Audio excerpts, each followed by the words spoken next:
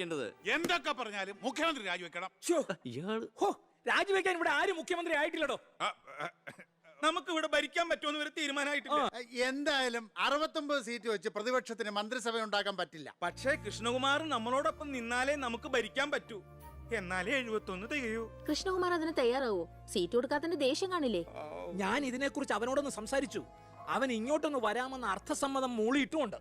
മേനോൻ മത്സരിക്കണ്ട, മോൻ മത്സരിച്ചാ മതിയെന്ന് ഈ മേനോനോട് ഞാൻ 100 വട്ടം പറഞ്ഞതാ. താ കേട്ടില്ല? അതെന്റെ രാഷ്ട്രീയ തന്ത്രം. എന്റെ മകനെ നിർത്തിയിരുന്നെങ്കിൽ പ്രതിപക്ഷം പറയും മക്കൾ രാഷ്ട്രീയമെന്ന്. അച്ഛന്റെ പിൻബലമില്ലാതെ മക്കൾ സ്വയം വളരണം. അവനത് തെളിയിച്ചു. അതിനുവേണ്ടിയാ ഞാൻ എതിർത്തത്. വരണം വരണം വരണം.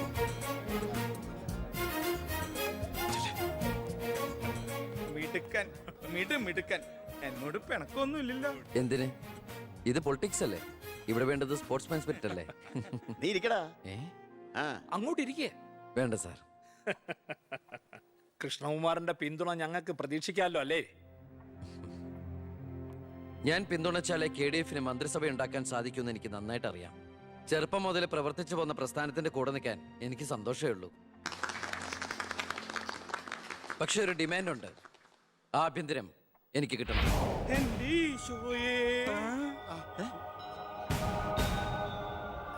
ഞാൻ ആ കാര്യം പറയാനിരിക്കായിരുന്നു. Home minister ആകാനോ? അത് നടപ്പില്ല. മന്ത്രി ആകണമെങ്കിലേ വകുപ്പിനെ കുറിച്ച് അറിയണം, പ്രവൃത്തി വരികയോ വേണം. ആരതൊക്കെ പഠിച്ചിട്ട് ഇവിടെ മന്ത്രിയാണത്? ദിവാരേട്ടൻ ഗതാഗത മന്ത്രിയായിട്ട് ഇരുന്നിട്ടില്ലേ? പണ്ടെങ്ങോ ബസ്സിൽ കയറിയതാണോ പ്രവൃത്തി പരിചയം? വണ്ടി ഓടിക്കാൻ അറിയോ ദിവാരേട്ടന്? വേണ്ട. ആക്സിലേറ്റർ ക്ലച്ചും ബ്രേക്കും തിരിച്ചറിയോ? ഇല്ല. ദായിരിക്കുന്ന കിഴിപ്പുള്ളി സാറ് പണ്ട് വിദ്യുച്ഛക്തി വകുപ്പ് കൈകാര്യം ചെയ്തിരുന്ന ആളല്ലേ? ഒന്ന് ചോദിച്ചോട്ടെ, ഈ വിദ്യുച്ഛക്തി എങ്ങനെ ഉണ്ടാക്കുന്നേ? പറയട്ടോ. അത് വെള്ളത്തിന്ന് ആണോ? പിന്നെന്താ വെള്ളത്തിൽ തൊട്ട ഷോക്ക് അടിക്കാത്ത? പറയാൻ അതൊക്കെ എന്തിനാ നമ്മൾ അറിയുന്നേ? സ്വിച്ച് ഇട്ടാ കറണ്ട് വരുന്നുണ്ടോ? അത് മാത്രം അറിഞ്ഞാ മതി. അതറിയില്ല. യവൻ പറയുന്നതിലും കാര്യമുണ്ടെന്നേ. പിന്നെന്താ ഷോക്ക് അടിക്കാത്ത?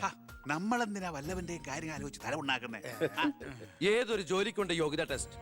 സത്യത്തിൽ മന്ത്രിയാകാനും വേണം ഒരു പരീക്ഷ. ഈ IAS IPS ഒക്കെ പോലെ IIPS, Indian institute of political science, അത് പഠിക്കണം. അല്ലെങ്കിൽ വേണ്ട. മിനിമം യോഗ്യത 10ാം ക്ലാസ് പാസ്സാവണമെന്ന് പറഞ്ഞാൽ ഇവിടെ ഇരിക്കുന്ന പലരും ഓടിപ്പോണ്ടി വരും. ഈ തെരഞ്ഞെടുപ്പ് എന്ന് പറയണത് തന്നെ ഒരു പരീക്ഷയാ.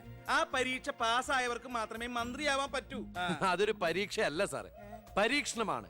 ഇവനെങ്കിലും ശരിയാവോ എന്നുള്ള ജനങ്ങളുടെ പരീക്ഷണം.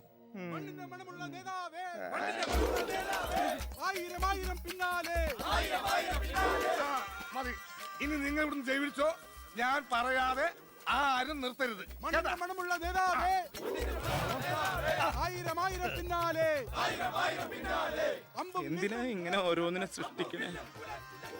അപ്പൊ സാറേ, എന്റെ കക്ഷി മത്സരിച്ച 3 സീറ്റിലും ഞങ്ങൾ വിജയം കണ്ടെത്തി കഴിഞ്ഞു. ഇവരൊന്നും മന്ത്രിസഭയിൽ ആഭ്യന്തരം തന്നെ പിടിക്കാനാണ് എന്റെ തീരുമാനം. എങ്കിലും ഞാൻ ഇറങ്ങാണ്. അയ്യോ പോകല്ലേ, നമുക്ക് ചർച്ച ചെയ്യാം. എന്റെ തീരുമാനത്തിൽ മാറ്റൂല. ഇല്ലെങ്കിൽ വീണ്ടും ഒരു ഇലക്ഷൻ നേരിടാൻ അല്ല, തയ്യാറല്ല. ഞാൻ പറയുന്നു കേക്ക്. തിരക്ക് വേണ്ട, നിങ്ങൾ സമയമെടുത്ത് ആലോചിച്ചിട്ട് മതി. അവൻ പറഞ്ഞതിൽ ഒരു തെറ്റുമില്ല. ആഭ്യന്തരം അവന് തന്നെ കൊടുക്കണം. ആഭ്യന്തരം വിട്ടിട്ട് കാലിരിക്കില്ല. അഭ്യന്തരം എന്ന് പറയാൻ തനിക്ക് എന്ത് യോഗ്യതയാണോ ഉള്ളത്? മന്ത്രിസഭ ഉണ്ടാക്കാൻ അവൻ വേണം. കൃഷ്ണകുമാർ തനിക്കറിയോ? എന്നെ ഒന്നും വന്നേ. അവൻ പണങ്ങി പോയതാണോ? കാര്യം കാണാൻ കഴുതക്കാരും പിടിക്കണം. ഞാൻ ആരുടെ കാല് പിടിക്കണം എന്നാ പറഞ്ഞേ? തന്റെ കാല് പിടിക്കണോ? തന്റെ മോന്റെ കാല് പിടിക്കണോ? ഞാൻ ആരുടെയും പിടിക്കാൻ തയ്യാറാ. ഒന്നുകൂടെ ആലോചിച്ചിട്ട് പോരെ പക്വതയില്ലാത്ത ഒരുത്തന്റെ കയ്യിൽ ആഭ്യന്തരം കൊടുക്കാൻ? അവന്റെ പിറകിൽ ഞാനില്ലടോ. അവനെ മുന്നിൽ നിർത്തി ഞാൻ ഭരിക്കും. ആരൊക്കെ എന്തൊക്കെ പറഞ്ഞാലും ആഭ്യന്തരം ഞാൻ വിട്ടു തരില്ല. തനിക്ക് കൈയിട്ട് വരാൻ പറ്റിയ ഒരു വകുപ്പ് തന്നാ പോരെ? തരാം. എങ്കിൽ വനം മതി. നമുക്ക് സാവധാനം വെളുപ്പിച്ചെടുക്കാം. അതിന് യോഗ്യതയിലൊന്നും മാത്രം ആരും പറയരുത്. കാരണം ഞാൻ കാടിന്റെ മകനാണ്. കൃഷ്ണകുമാറായ ഞാൻ നിയമം വഴി സ്ഥാപിതമായ ഭാരതത്തിന്റെ ഭരണഘടനയോട് ഒരു മന്ത്രി എന്ന നിലയിൽ എന്റെ കർത്തവ്യങ്ങൾ വിശ്വസ്തയോടെ മനസാക്ഷിയെ മുൻനിർത്തി നിർവഹിക്കുമെന്നും ബി കൃഷ്ണകുമാർ ആഭ്യന്തരമന്ത്രിയായി സത്യപ്രതിജ്ഞ ചെയ്ത് അധികാരമേറ്റു. ഗവർണർ നരേന്ദ്ര ഷെറാവത്ത് സത്യവാചകം ചൊല്ലിക്കൊടുത്തു. തൊമ്മൻചാക്കോ മന്ത്രിസഭയിലെ ഏറ്റവും പ്രായം കുറഞ്ഞ മന്ത്രിയാണ് ബി കൃഷ്ണകുമാർ.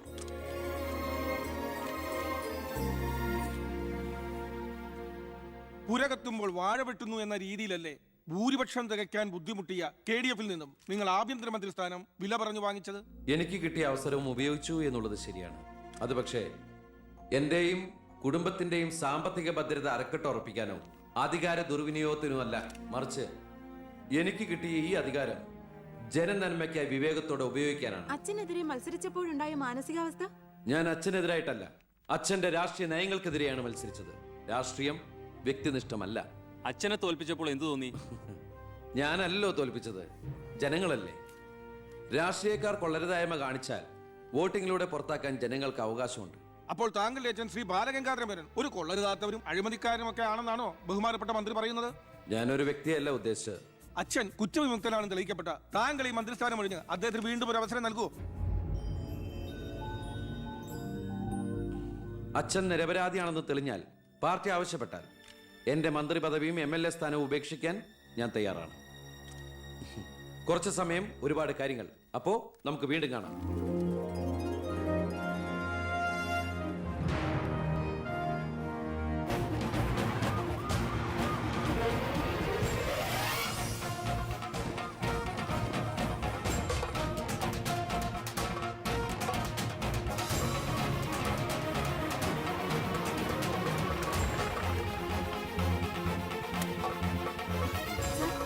സോറി, ആവശ്യത്തിലേറെ ചോദ്യങ്ങൾക്കുള്ള ഉത്തരം ഞാൻ പറഞ്ഞു കഴിഞ്ഞു. ഇനിയും ആവർത്തിച്ചാൽ വെറും വാചക കസർത്ത് നടത്തുന്ന ഒരു ഹോം മിനിസ്റ്ററായി പോകും ഞാൻ. പ്ലീസ് പ്രവർത്തിച്ച് കാണിക്കാനുള്ള സാവകാശം തരൂ. അപ്പൊ പിന്നെ കാണാം.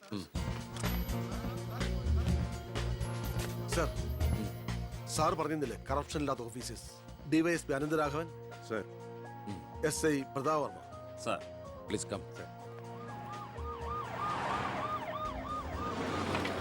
നമസ്കാരം sir. Excuse me sir. Sir, ഈ മന്ത്രിസഭ കാലാവധി പൂർത്തിയാക്കൂ. ക്യാബിനറ്റ് മീറ്റിംഗ് കഴിഞ്ഞിട്ട് പറയാം. 5 കൊല്ലം ഞാൻ ഇവിടെ ഉണ്ട്. മീറ്റിംഗ് കഴിഞ്ഞിട്ട് പറയാം. മീറ്റിംഗ് കഴിഞ്ഞിട്ട് പറയാന്ന് പറഞ്ഞില്ലേ? എന്റെ പേഴ്സണൽ പ്രൊട്ടക്ഷൻ വിങ് എന്ന പേരിൽ സാറും സാറിന്റെ ഗ്രൂപ്പും എന്നോടൊപ്പം ഉണ്ടാവണം സർ. അത് പക്ഷെ എന്നെ പ്രൊട്ടക്ട് ചെയ്യാൻ വേണ്ടിയിട്ടല്ല, ഈ നാടിനെ പ്രൊട്ടക്ട് ചെയ്യാൻ എനിക്ക് നിങ്ങൾ ആവശ്യമാണ്. എന്നെക്കാൾ ഉയർന്ന റാങ്കുള്ള എനിക്ക് കമ്മ്യൂണിക്കേറ്റ് ചെയ്യാൻ എളുപ്പം സാറുമായിട്ട്. പണ്ട് ലാത്തി ചാർജുകൾക്കിടയിൽ സാർ പലവട്ടം എന്നെ ലാത്തിയുമായിട്ട് പരിചയപ്പെട്ടിട്ടില്ലേ സാർ? അതല്ല സർ, പിന്നെന്താ സാർ? ഒരു റിക്വസ്റ്റ് ഉണ്ട്. യെസ്. സാർ ഇനി എന്നെ സാറേന്ന് വിളിക്കരുത്. ഒരു മന്ത്രിയായെന്ന് കരുതി പെട്ടെന്ന് അപ്പനെ കയറി അവസരപ്പെട്ടാന്ന് വിളിക്കാൻ പറ്റുമോ? ഞാൻ സാറേന്ന് വിളിച്ച് ശീലിച്ചു പോയി. നാവ് അങ്ങനെ വഴങ്ങും സാറേ. ഗുഡ് മോർണിംഗ് ആ അയ്യർ സാർ, ഇവരുടെ പുതിയ പോസ്റ്റിംഗിന്റെ കാര്യം ഞാൻ DGയോട് ഇൻഫോം ചെയ്തിട്ടുണ്ട്. Please take necessary steps. Okay, sir. Okay. Sure, sir. Hello, ഞാൻ പൗത്രനാ. നിന്റെ സത്യപ്രതിജ്ഞ ഞാൻ TV-യിൽ കണ്ടു. ഒരു യുവാവ് ഹോം മിനിസ്റ്ററായിട്ട് നീ ശരിക്കും ഷൈൻ ചെയ്ത് കേട്ടോ. ആരുടെയെങ്കിലും മുമ്പിൽ ഷൈൻ ചെയ്യണമെന്ന ഉദ്ദേശത്തോടെയല്ല ഞാൻ മന്ത്രിയായത്. ആ പിന്നെ ഞാൻ നിന്റെ പെങ്ങടെ പേരിൽ ഒരു എസ്റ്റേറ്റ് വാങ്ങിയില്ലായിരുന്നോ? ഇവിടെ ഇപ്പൊ തേങ്ങയിടിയിൽ നടക്കുക. ഈ ഏരിയയിൽ കള്ളന്മാരുടെ ഭയങ്കര ശല്യം എന്നാ നാട്ടുകാർ പറയുന്നത്. നീ ഒരു 10-20 പോലീസുകാരെ ഇങ്ങോട്ട് ഏർപ്പാടാക്കണം. അവരെ നിക്കട്ടെന്ന് കാവലിന്. അളിയന്റെ തേങ്ങയ്ക്ക് പ്രൊട്ടക്ഷൻ തരാനുള്ളതല്ല കേരള പോലീസ്. അവർക്ക് വേറെ ജോലിയുണ്ട്. മിസ്റ്റർ പൗത്രന് വേറെ എന്തെങ്കിലും പറയാനുണ്ടോ?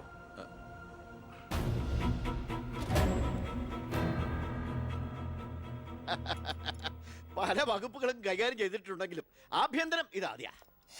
അരുന്ത് പയ്യനല്ലേ, അവന് എക്സ്പീരിയൻസ് ഇല്ലല്ലോ. അതുകൊണ്ട് ഭരണം ഒക്കെ ഞാൻ തന്നെയാ. ആയിക്കോട്ടെ, വിളിയോട് വിളി. അത് പിന്നെ വിളിക്കാതിരിക്കൂ. സാറിന്റെ ലേഖനം അപാരം. ഇനി അങ്ങോട്ട് ശുക്രദേശയാ. തട്ട് ചെണ്ടയ്ക്കും തുട്ടുപാരാർക്കും. അങ്ങനെ ഞാൻ ഉദ്ദേശിച്ചത് മന്ത്രിയായതിന്റെ ചെണ്ടോട്ടും ആഘോഷവും. ഇരിക്കടാ. ഇരിക്കേ, അച്ഛാ ഒരു മിനിറ്റ്. അനുഗ്രഹം മേടിക്കാനായിരിക്കും. ചെന്നേ, ചെന്നേ. ആയിക്കോട്ടെ ആയിക്കോട്ടെ. ഈശോയെ. അച്ഛൻ അവിടെ ഇരിക്കേ. ഇത് മന്ത്രിയുടെ കസേരയല്ലേ? ഇവിടെ ഇരിക്കേണ്ട ഞാൻ ഇവിടെ ഇരുന്നില്ലെങ്കിൽ അവിടെ പട്ടി കയറി ഇരുന്ന് ഇറങ്ങി. ഞാൻ ഉദ്ദേശിച്ചത് ഒരു ബനാന ടോക്കാണ്. പഴഞ്ചൊല്ല് ഷോ കയ്യിൽ നിന്ന് പോയി. ഉണ്ടായിരുന്നു. അച്ഛൻ ഒരുപാട് കൊല്ലായിട്ട് ഈ നാടിനു വേണ്ടി കഷ്ടപ്പെടുന്നതല്ലേ? ഇനി കുറച്ചു കാലം റെസ്റ്റ് എടുക്ക്. നമുക്ക് ആരോഗ്യമൊക്കെ നോക്കണ്ടേ?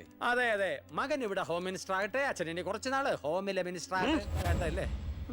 ആ അമ്മേ, ഞാൻ ഓഫീസിൽ എത്തിയുള്ളൂ. പിന്നെ അച്ഛൻ അങ്ങോട്ട് വരുന്നുണ്ട്. കുറച്ചു കാലം അവിടെ കാണും.